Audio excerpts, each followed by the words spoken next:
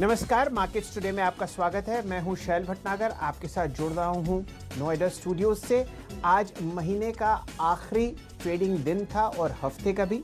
साथ ही साथ एक इंटरेस्टिंग बात ये हुई है कि अप्रैल के महीने में आपने बहुत शानदार लगभग 15% रिटर्न देखे हैं निफ्टी पर, और इसी की तरीके के रिटर्न आपने बैंक निफ्टी पर आते हुए देखे हैं। ये तब हुआ है जब एक बिल्कुल इकोनॉमिक लॉकडाउन ना सिर्फ हमारे देश में बल्कि पूरी दुनिया में कोविड के फैलाव द्वारा होता हुआ दिख रहा है। आज का दिन हम लोग हर हफ्ते डिस्कस करते हैं म्यूचुअल फंड पोर्टफोलियोज। हमारे साथ ओमकेश्वर सिंह साहब जुड़े हुए हैं। आप हैं चीफ एग्जीक्यूटिव ऑफिसर rankmf.com के। ये एक जानी मानी म्यूचुअल फंड की वेबसाइट है और आप सब लोगों को इस पर दिन में एक बार ज़रूर जाके अपने फंड को चेक करना चाहिए। ओमकेश्वर साहब, आपका स्वागत है मार्केट्स टुडे में। आपसे पहला प्रश्न ये है, शानदार आपने रैली देखी अप्रैल के महीने में। एक कठिनाई का दौर फ्रैंकलिन के डेट फंड्स बंद होने की वजह से भी हुआ था क्रेडिट रिस्क पर। बताइए, महीने के आखिर में अब आपको म्यूचुअल फंड इंडस्ट्री में, खासकर इक्विटी फंड्स में किस तरीके का माहौल दिख रहा है, और फिर इस चर्चा को खोलेंगे।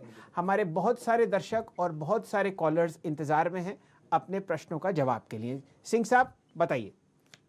जी, इक्विटी साइड में तो काफ़ी अच्छा रहा और आपने ये देखा होगा कि जो अप्रैल का महीना है वो काफ़ी अच्छा गया और वो हम लोग पहले से ही बता रहे थे कि इक्विटी एक ऐसा एसेट क्लास है जिसमें कि आप इन्वेस्टमेंट करते हो, ट्रेडिंग करने के लिए आप म्यूचुअल फंड में नहीं आते हो। इसको ध्यान रखते हुए जिन लोगों को हमने बोला कि आप पैसा लगा के रखो, आप पैसा बल्कि बढ़ाओ, क्योंकि अभी मार्जिन ऑफ सेफ्टी बहुत अच्छा है, यानी कि जो फंड अभी अभी आपको अवेलेबल है उसका जो इंट्रिंसिक वैल्यू है उससे नीचे भाव में मिल रहा है, तो आप खरीदोगे तो जब भी ये ऊपर की ओर जाएगा तो आपको बेनिफिट ज़्यादा होगा। इक्विटी साइड में तो काफ़ी अच्छा चला है और अभी भी निवेशक को यही सलाह है कि अभी भी काफ़ी अच्छा मार्जिन ऑफ सेफ्टी है, तो वो इक्विटी में कंटिन्यू और ज़्यादा से ज़्यादा पैसा लगा करके चल सकते हैं।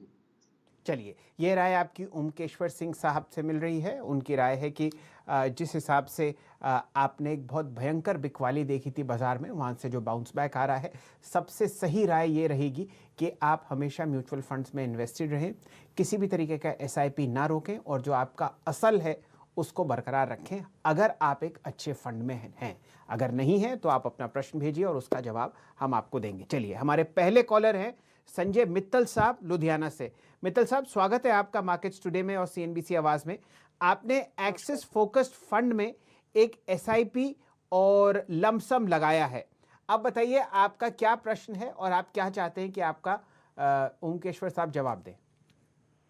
सर, मैं मोतीलाल मल्टी कैप में लगाना चाहता हूँ एक 5000 की सिप, तो भी ये ठीक है फंड? जी, तो इक्विटी एक्सेस फोकस्ड भी बहुत अच्छा फंड है, 5 स्टार फंड है और उसका मार्जिन ऑफ सेफ्टी बहुत हाई है। सिमिलरली मोतीलाल ओसवाल भी एक 5 स्टार फंड है रैंक एमएफ के हिसाब से और इसका भी मार्जिन ऑफ सेफ्टी बहुत अच्छा है। इसमें इस समय तो ऐसा है कि वो अपना जो इंट्रिंसिक वैल्यू या भाव है उस अंडर वैल्यूड है, तो उसमें इसमें आप जरूर चालू कर सकते हैं। इसमें अगर आप स्मार्ट एसआईपी करेंगे तो उसका सिग्नल तो अभी ये कहता है कि आप दुगुना पैसा लगाओ।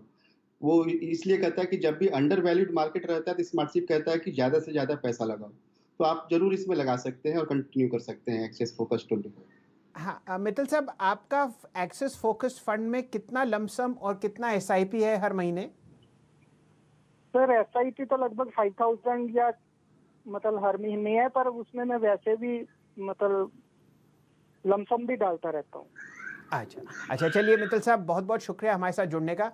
उम्मीद है कि आप जल्द ही मोतीलाल मल्टी कैप फंड में एक एसआईपी शुरू करेंगे।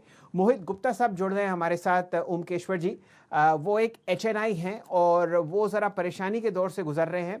Franklin Templeton ultra short fund में उन्होंने 3 साल पहले निवेश किया था और अब ये फंड जो है बंद हो गया है। गुप्ता साहब, स्वागत है आपका और पूरी सहानुभूति हमारी आपके साथ। आपने 20 करोड़ रुपया इस फंड में लगा रखा है। ओमकेश्वर साहब से अपना प्रश्न पूछिए।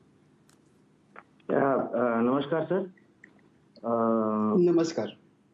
या सर, मेरा एक्चुअली क्वेश्चन ये था कि जो एनएवी क्लोज हुई थी वाइंडिंग अप के दौरान, जी, तो वहां से जो है हम कितना परसेंट लॉस एक्सपेक्ट कर सकते हैं, मतलब जब भी साल 2 साल 3 साल में पैसा आएगा?